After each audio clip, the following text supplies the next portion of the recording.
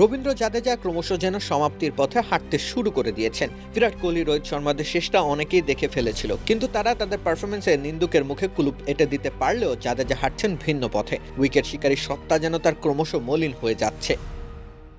টি-20 বিশ্বকাপ জয়ের পর সেই ফর্মেট ছেড়েছেন তিনি। এখন স্রেফ ওয়ানডে ও টেস্ট ক্রিকেটটাই খেলে যাচ্ছেন জাদেজা, কিন্তু পারফরমেন্সের গ্রাফ নিম্নগামী। 2025 সালের শুরু থেকে এখনো অবধি মোট 11টি ওয়ানডে ম্যাচ খেলেছেন রবীন্দ্র জাদেজা, উইকেট শিকার করেছেন মাত্র 12টি। তবে দুশ্চিন্তার বিষয় হচ্ছে নিউজিল্যান্ডের বিপক্ষে উইকেট শূন্য থাকা সহ মোট 4 ম্যাচে তিনি কোনো উইকেটের দেখা পাননি।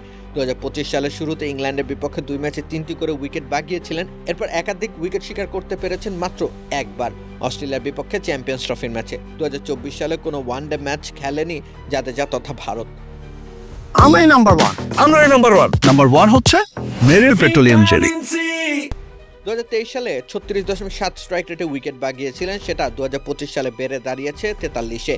অথচ মিডল ওভারগুলোতে জাদেজার কাছ থেকে উইকেট প্রত্যাশা থাকে টিম ইন্ডিয়ার। সেই প্রত্যাশা যে তিনি পূরণ করতে পারছেন না, সে বিষয়টি একেবারে দিনের আলোর মতো স্পষ্ট।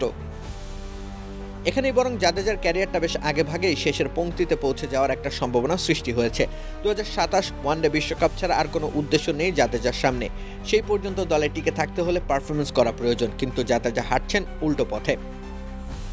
গত বছর 7 ইনিংসে 5টিতে অপরাজিত থাকার ফলে তার ব্যাটিং গড় 53 হলেও সর্বোচ্চ 32 রান তিনি নিতে পেরেছেন এক ইনিংসে। এসব কিছু জাদেজাকে টিম থেকে ছেঁটে ফেলার অন্যতম প্রভাবক বনে যেতে পারে। আর ভারতের ক্রিকেট বরাবরই তারুণ্যের ওপর জোর দিয়ে আসছে সাম্প্রতিক সময়। সে ধারাবাহিকতায় অচিরে জাদেজার প্রস্থান ঘটে গেলে অবাক হওয়ার কিছুই থাকবে না।